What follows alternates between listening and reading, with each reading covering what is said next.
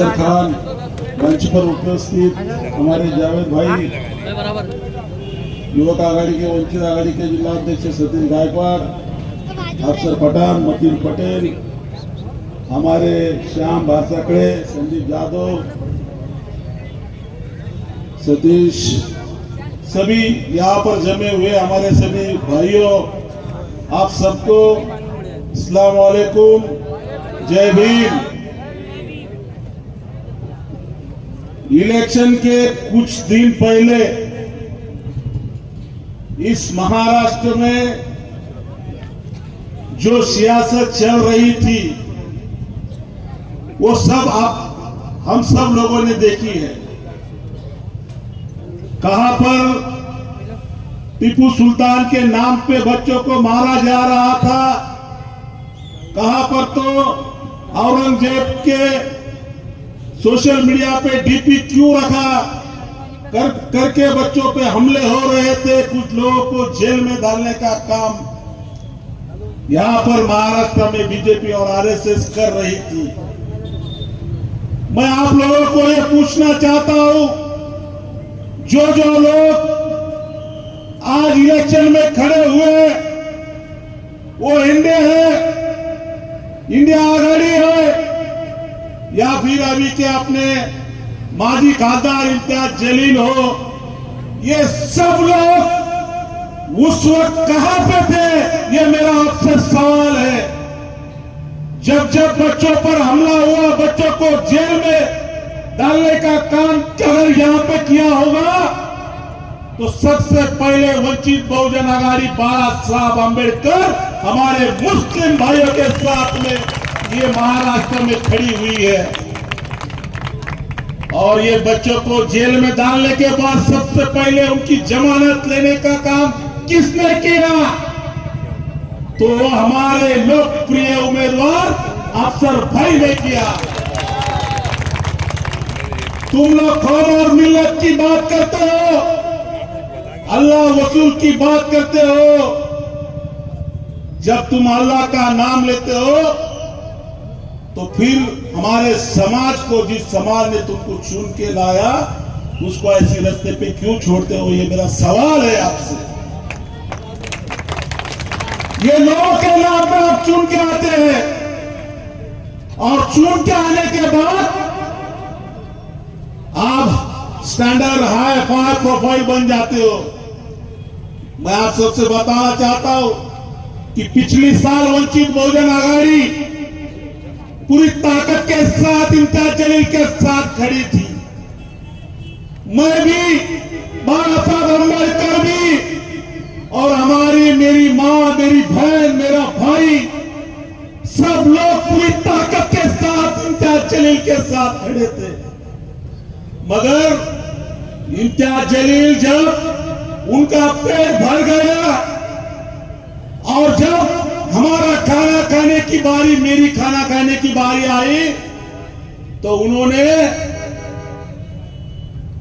मेरे खाने में मिट्टी डालने का काम इम्तियाज जलील ने किया।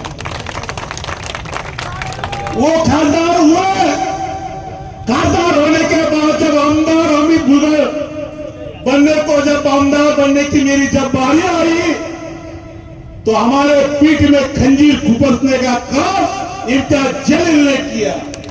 और मैं ये सभी भाइयों को बताना चाहता हूं कि उस टाइम सिर्फ वंचित बहुजन आघाड़ी ने पाटिंबा में, जो सब गणित वंचित बहुजन आघाड़ी के पास है, उस टाइम सिर्फ वंचित बहुजन आघाड़ी का पाटिंबा उनको था। मगर इस टाइम वंचित बहुजन आघाड़ी का उम्मीदवार अफसर भाई यहां पर है। मैं आप सबसे यही रिक्वेस्ट करना चाहता हूं मेरे भाइयों कि जो चुन के आने वाला है, जो चुन के आने के जो हमारे पास जो गणित है, उसके साथ आप सब मिलकर पूरी ताकत के साथ यहाँ पर खड़े रहिए। ये आप सबसे विनती करने में नारेगांव में आया हूं। इस देश में जो हुकुमशाही बीजेपी आरएसएस चला रही है, जो दादागिरी चला रही है, एनआरसी सीए ला रही है, अगर इस एनआरसी सीए ये हुकुमशाही दादागिरी को अगर कोई रोक सकता है तो डॉक्टर बाबा साहब अम्बेडकर का पोता बाबा साहब अम्बेडकर यहाँ पर रोक सकता है। इसके लिए बाबा साहब अम्बेडकर के हाथ मजबूत आपको करने पड़ेंगे। बाबा साहब के हाथ अगर मजबूत करना है तो अफसर भाई को आपको चुन के लाना है। हमको पता है आरएसएस और बीजेपी को किस तरीके से उनको धोबी पचार देना ये हम अच्छा जानते हैं। आरएसएस सबसे खेल सकती है मगर अंबेडकर नाम से कभी खेल नहीं सकती है। ये बात आप ख्याल में रखिए। आने वाले 13 तारीख को हमारी निशानी गैस सिलेंडर है।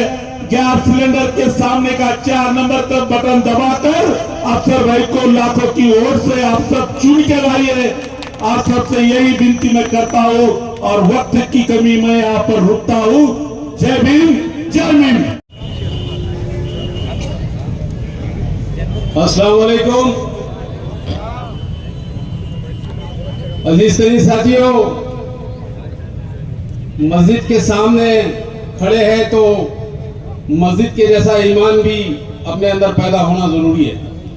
इसलिए थोड़ी अल्लाह की किबरियाई हो जाए। और मैं देखता हूं कि नारेगांव के मुसलमान अल्लाह की किबरियाई कितनी ताकत से जो है इसका मुजाहरा करते हैं। तो नारे तकबीर। शुक्रिया। अजीज तरीन साथियों, अभी अमित भुईगढ़ साहब को आप सुन रहे थे।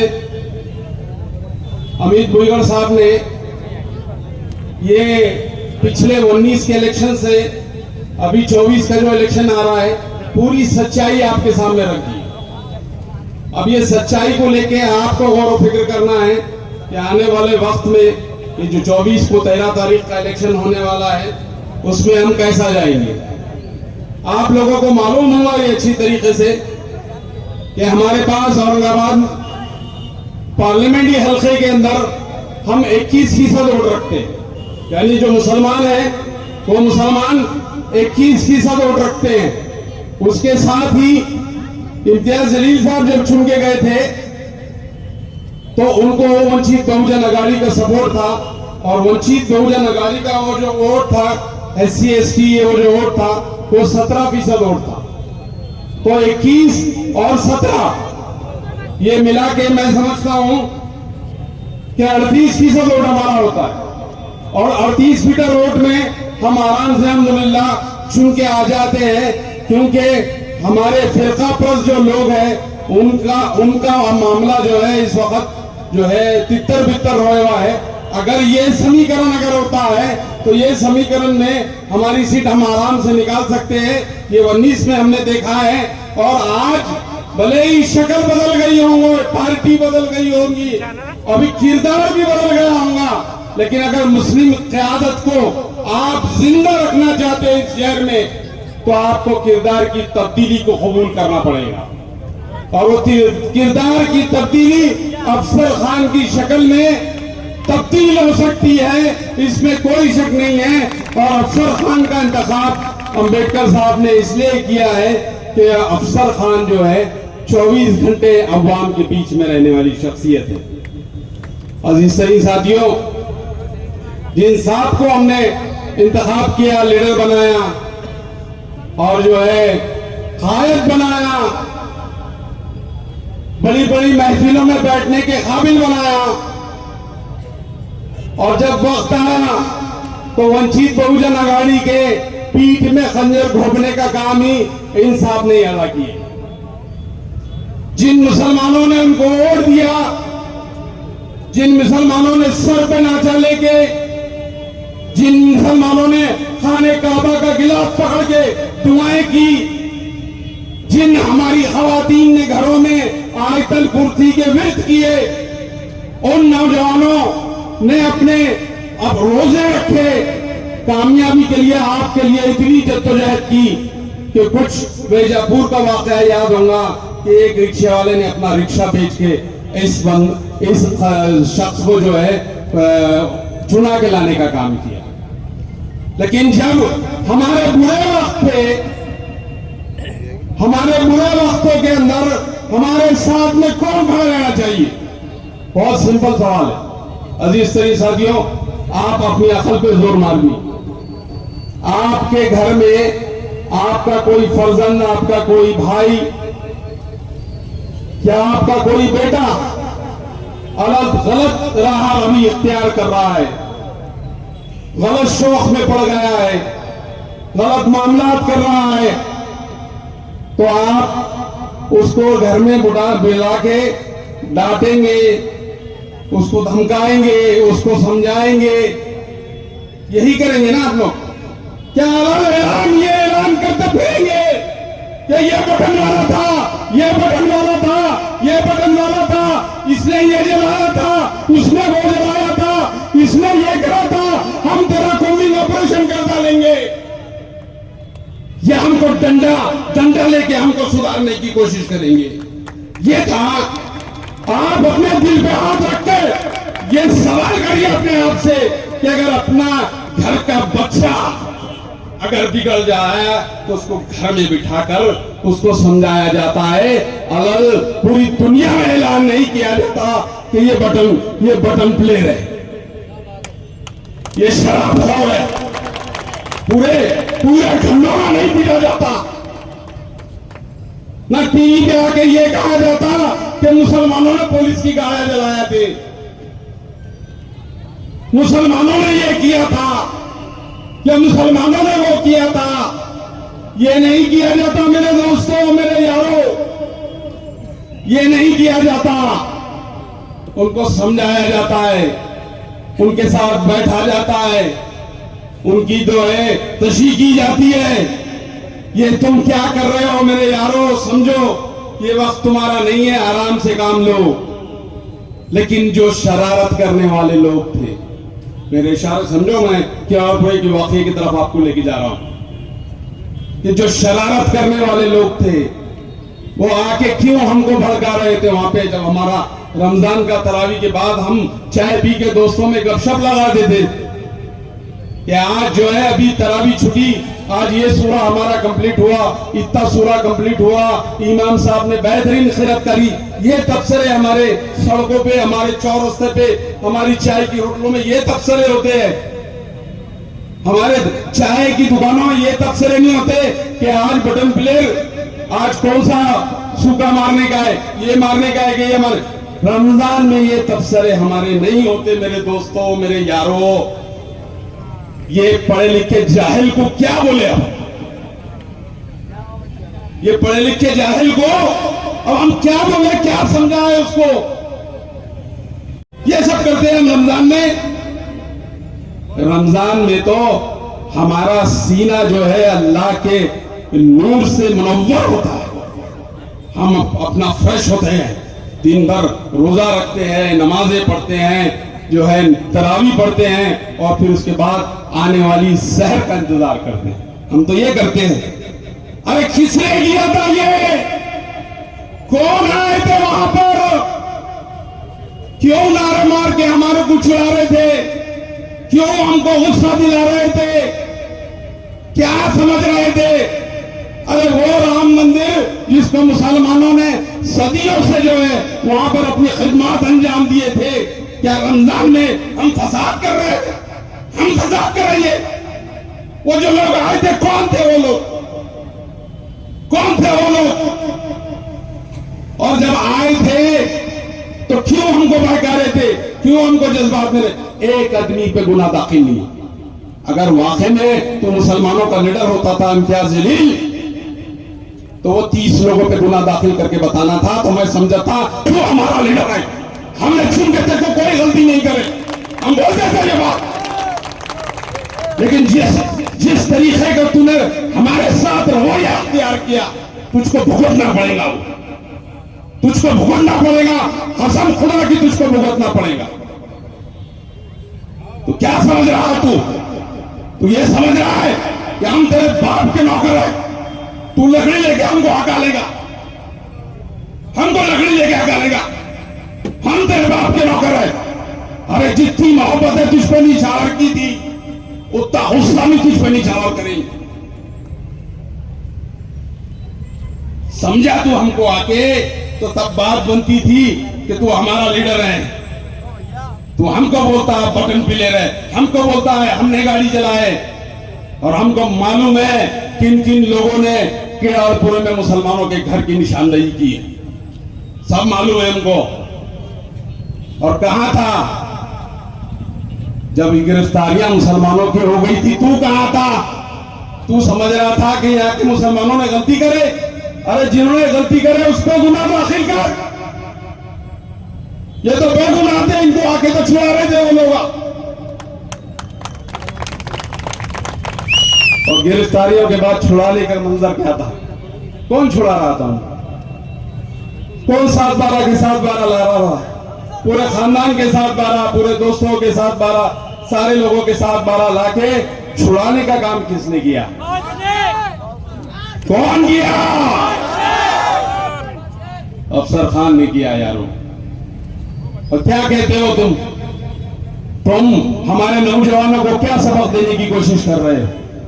तुम ये कह रहे हो कि हमने भजन कीर्तन करना तो हम सच्चे मुसलमान? क्या क्या क्या हमारे दिमाग में डालने की कोशिश कर रहे हो आप? क्या हमारी तरबियत का नज़म कर रहे हो आप ये समझ रहे हो कि जो मुशरिकाने हरकतें आप कर रहे हैं वो मुशरिकाना हरकत करना कामयाबी की जमानत है? कामयाबी की जमानत है, आप ये समझ रहे हो? जब आप नमाज पढ़ के बाहर निकलते हैं तो एक सुकून नसीब अपने अंदर करते हैं, तो ये सुकून ही जो है हमारी तौहीद की अलामत है। हमारे तौहीद को पारा पारा करने का दर्स क्यों दे रहे हो? तौहीद की जो अमानत हमारे सीनों में है, उस तौहीद की अमानत को तारा तारा करने का काम क्यों कर रहे हो? ये सवाल कौन करेगा? जावेद कुरैशी तो करेगा। आप कब करेंगे? आप कब करेंगे? आप कब करेंगे? कब करेंगे आप ये सब? मेरे दोस्तों, मेरे अजीजों, बहुत बातें हैं करने की। हमको कहते हैं कि औरंगजेब रहमतुल्लाह अलैह से हमारा तारीख कोई नाता नहीं है, हम कुछ भी नहीं है।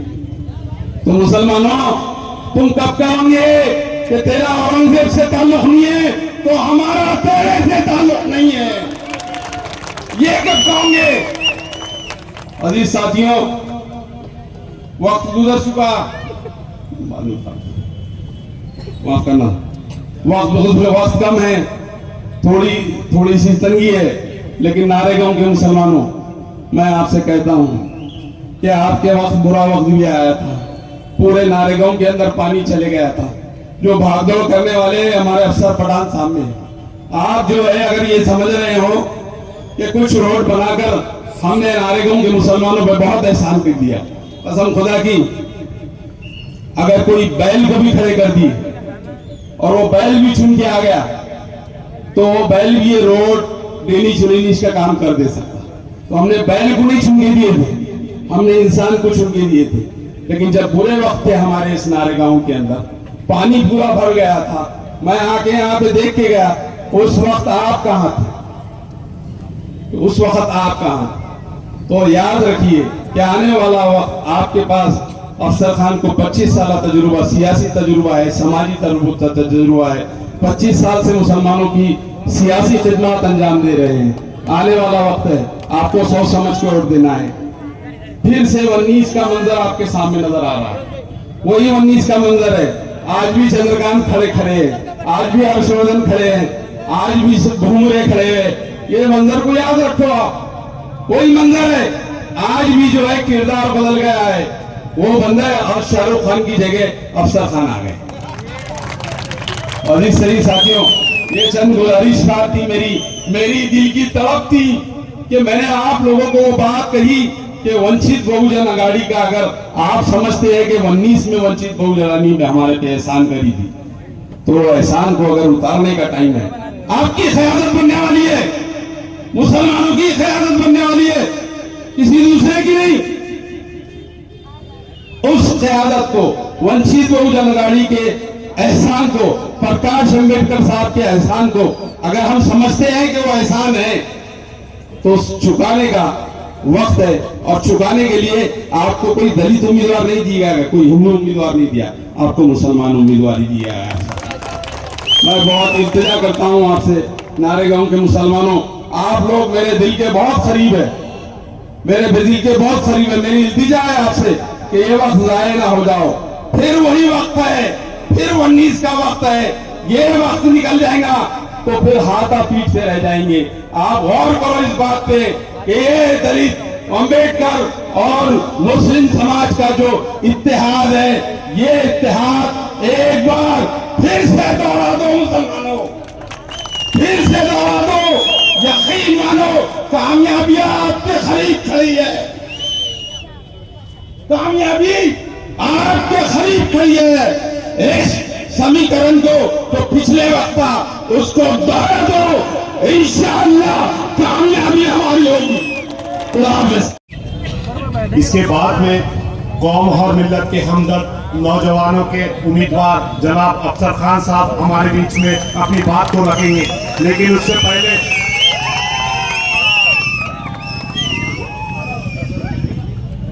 पहले नारेगांव के एक बुजुर्ग साथी ने हमारे पास में एक वीडियो दी, जिन्होंने हमारे बीच में इम्तियाज जलील साहब की, जिसमें उन्होंने औरंगजेब रहमतुल्लाह अलैह की बेहुरमती की थी। औरंगजेब जोडणार मी स्पष्टपणे सांगतो, खैरे साहेब तुम्ही हे बोलताना माझा उत्तर तुम्ही ऐकून घ्या। माझा औरंगजेबशी काही संबंध नाही, रजाकार होते, गेले मेले संपले, माझा काही त्यांच्याशी संबंध नाही, निजामाशी माझे काय देणं घेणं आहे। तर हे कुणाचं नाही, एक महाराष्ट्र साथी बुजुर्गों, दोस्तों और जो घर में बैठी सुन रही हमारी पर्दा नशीन माँ बहनें, सभी को अस्सलाम वालेकुम, अस्सलाम वालेकुम। अभी आपने सुना कि वो खासदार जावेद भाई शाहरुख खान नहीं, वो शक्ति कपूर है। जावेद भाई आप गलती कर रहे बार बार, मैं आपको याद दिला रहा हूं, वो शक्ति कपूर है। और वो शक्ति कपूर खासदार, उसके कारोबार क्या है मैंने आपको बाइट में सुनाया कि पूना में वो क्या सप्लाई करता था और उसका धंधा क्या था। ये आप लोगों ने देखा होगा मेरी बाइट में, उसका धंधा सप्लाई करने का था, इस टाइप का वो इंसान था। और अरे तो आदर्श घोटाला, लोगों की दिशा भूल कर रहा है कि आदर्श घोटाले में तेरे को वोट मिलने वाले हैं। हाँ, अगर तेरे को आदर्श घोटाले में वोट मिलने वाले रहते थे तब, जब तू उनके काम करता था, उनके पैसे दिलाता था, तब तेरे को वोट मिलते थे 500, 50,000, 60,000, 70,000 सपने में देख रहा हूँ, 500 मिलते थे। लेकिन उसने 538 लोगों पर 353 का गुना दाखिल करा दिया और अब उन लोगों को वकील 50,000, 60,000, 1 लाख रुपए देके 7-12 देना पड़ेगा, घर की टैक्स पावती देना पड़ेगा। शक्ति कपूर का प्रॉपर्टी बहुत है, लेकिन मुसलमानों के लिए नहीं दिया उसने, तो आदर्श घोटाले वालों को क्या देगा। ये अफसर खान का जिगरा है, जिगरा। जामीन लेने के लिए, बेल देने के लिए जिगरा लगता है, जिगरा। तू टेरेस पे पार्टियां मना रहा था, मेरी माँ बहने वहां चक्कर खा के गिर रही थी, रोजे के महीने में चिल्ला रही थी और तेरे को ऐसी फतवा दे रही थी। पहले 2 बार तो दुआओं से चुन के आया शक्ति कपूर, लेकिन अब तू माँ बहनों की बदुआओं से ऐसे गिरेगा और अल्लाह ताला तेरे को गिराएगा। बहुत बदुआ है तेरे को, दुआओं से तू 2 बार आ गया, लेकिन अब माँ बहनों की बदुआओं से तू गिरेगा। नौजवान साथियों को बटन प्लेयर बोल के तूने जेल में ठोसने का जो काम किया, वो नौजवान साथियों की बदुआओं से तू गिरेगा। और अल्लाह ताला चाहेगा तो आप लोगों का सबका साथ रहा। वंचित बहुजन अघाड़ी प्रकाश अंबेडकर साहब ने आम खास में भी बोल दिया है कि वंचित बहुजन अघाड़ी और प्रकाश अंबेडकर साहब और हमारे अमित भुईगढ़ साहब और तमाम दलित समाज अफसर खान के पीछे पूरी ताकत के साथ खड़ा है। जब दलित समाज ताकत के साथ खड़ा है तो मुस्लिम समाज भी ताकत के साथ खड़ा रहेगा। और अल्लाह के फजल करम से जो काम करता है, जो नौजवान बच्चों को छुड़ाने का काम करता है, अल्लाह के फजल करम से वही चुन के आएगा अफसर खान, सिर्फ चेहरा बदलेगा। ये पैराशूट से उतरा हुआ था, इसको मिल गया सब आयता। अफसर खान तो स्ट्रगल कर रहा है, 25 साल से मस्जिदें टूट रही थी, क्रांति चौक की मस्जिद टूट रही थी, टौनाल की मस्जिद टूट रही थी, छावनी रोड की मस्जिद टूट रही थी। अफसर खान ढाल की तरह उस मस्जिद के सामने खड़ा रहा और मस्जिद को रोकने का काम किया। और एक तुम हो कि बटन प्लेयर बोलते हो। रमजान के महीने में मैंने एक बाइट दिया था, आप लोगों ने देखा होगा। अरे रमजान के महीने में मैं सब लोगों में रहता हूं, जो रात दिन नशा करते हैं, वो नशा रात दिन करने वाला भी 1 महीना रोजे नमाजें पढ़ता है, नशा छोड़ देता है। और ये रमजान के महीने में पड़ा, इसको शर्म आना चाहिए कि नौजवान साथी बटन के नशे में आकर पुलिस की गाड़ियां चलाई और पुलिस पे पथराव करा। अरे तू रमजान के महीने में हमारे नौजवान साथियों को और बदनाम कर रहा है, और जो 40 लोग आए थे वो कहा है, एफआईआर चिल्ला कर बोल रही है कि ये झगड़ा हिंदू और मुसलमान का है। हमारे मुनीर भाई गेट के अंदर है, आज भी उनकी वीडियो है, सीसीटीवी में कैद है, उनको नंबर 1 का आरोपी बना दिया तूने। अरे हिजड़े, अगर तू खासदार है तो तू बोलने वाला गेट के अंदर है, उनको क्यों नंबर 1 का आरोपी बना रहे? और वो शहीद हो गए, और शहीद होने के बाद में 3 घंटे मेडिकल में बैठ के रात में पोस्टमार्टम नहीं होता। क्या मिली भगत थी फडणवीस से और पुलिस से, ये उसको मालूम और अल्लाह को मालूम। उसने 3 घंटे बैठ के पोस्टमार्टम करा और सवेरे सवेरे उन्होंने ले जाके कब्रिस्तान में उनको, और एक नौजवान बच्चा जो था वो भी गोली से मरा था और उसको भी एक्सीडेंट बताया गया। अरे तू इतनी गिरीवी राजनीति करता, तू है तेरी जिंदगी पे, तू है तेरी जिंदगी पे इतनी गिरीवी राजनीति करता, तू सबसे मिलके। और पुणे में तू दलाली करता, यहां तूने लोकमत पे दलाली करा, एनडीटीवी में तूने दलाली करा, तेरी दलाली को लोग माफ नहीं करेंगे। आज मैं आप लोगों से गुजारिश करता हूं, रिक्वेस्ट करता हूं, विनंती करता हूं कि जो 2019 में प्रकाश अंबेडकर साहब ने पाठिंबा दिया था, पाठिंबा देने के बाद में इतने बड़े पैमाने पे 1.5 लाख वोटिंग हमारे अमीर भुईगढ़ सब दलित समाज ने दिया था, इसलिए तू सिर्फ 4400 से आया था, सिर्फ 4400 से। और आज प्रोपेगेंडा कर रहा है कि अफसर खान मेरे को गिराने के लिए खड़ा। अबे तेरे को गिराना होता तो 2019 में तेरे को गिरा देता था। मेरे को क्या 5000 वोट नहीं मिलते थे? मैं 25 साल से राजनीति कर रहा हूं। मैं गिराने के लिए नहीं खड़ा हूं, मैं जीत के आने के लिए खड़ा हूं, पूरी शिद्दत और ताकत के साथ। नौजवान साथी मुस्लिम मेरी मां बहने मुझे जिता कर देंगी, मैं जीतने के लिए खड़ा हूं। और तू बोलता है कि मुसलमान के खिलाफ मुसलमान को दे दिए। अभी हाल ही में हैदराबाद में इलेक्शन में आप सबको मालूम है ना भाइयों, मालूम है ना, Mohammad Azharuddin world famous player को गिराने का काम किसने किया? इन्होंने किया। शब्बीर अली डिप्टी सीएम थे, उसको गिराने का काम किसने किया? इसने किया। 4 मुसलमान वहां पर थे, चारों मुसलमानों को गिराने का काम इन्होंने किया। और राजा सिंह जो हमारे हुजूर के शान में गुस्ताखी करता है, उसके सामने उन्होंने कैंडिडेट नहीं दिया। और लोकसभा में आप चुनकर देते हैं, तो लोकसभा में अमित शाह और मोदी उनकी आंखों में आंखें डाल के, जैसा यहाँ सेना और बीजेपी के आंखों में आंखें डाल के डंके की चोट पे अपने काम करवा के लेता है, कौम मिल्लत की बात करता है। और आपने अगर चुनकर दिया तो मैं अमित शाह और मोदी आज वो बोलते हैं कि एनआरसी लाएंगे, आज वो बोलते हैं कि हिंदू राष्ट्र बनाएंगे, आज वो बोलते हैं कि सामान्य नागरिक कायदा बनाएंगे। कसम खुदा की अगर आप लोगों ने चुन के दिया तो ये तीनों बिल उनके पास नहीं दूंगा, वो बिल को मैं रिजेक्ट करवा के रहूंगा।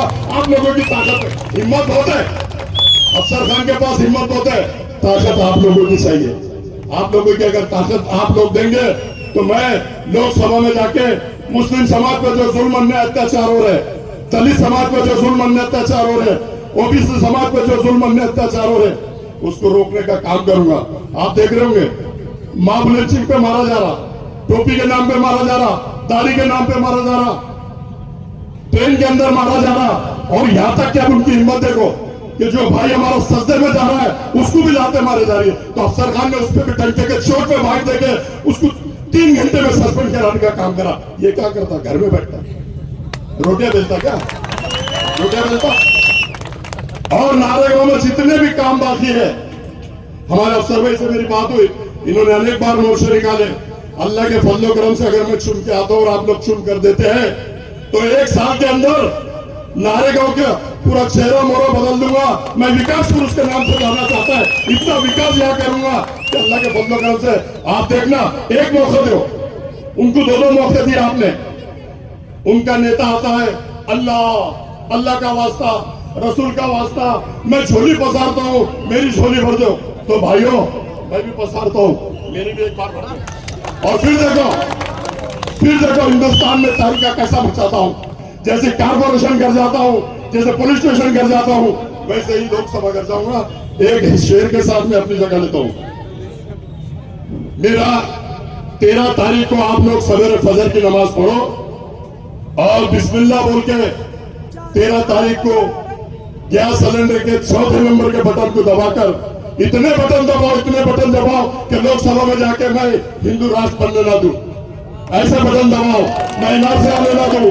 ऐसे जोर से बटन दबाओ, वो बटन को पूरा काला कर दो मेरे भाई, इतने जोर से बजाओ। और ये मैं अपने लिए नहीं, आप लोगों के लिए, दलित समाज के लिए लड़ना चाहता हूं। हमको मिटा सके वो जमाने में दम नहीं, हमको मिटा सके वो जमाने में दम नहीं। ये जमाना खुद हमसे, मोदी, अमित शाह, राजा सिंह, हम जमाने से नहीं बेटे, हम जमाने से नहीं। हयात लेके चलो, कायनात लेके चलो, हयात लेके चलो, कायनात लेके चलो। चलो तो जय भीम और मुसलमानों को साथ लेके चलो प्रकाश आंबेडकर साहब। अल्लाह हाफिज, खुदा हाफिज, जय भीम, जय अस्सलाम वालेकुम।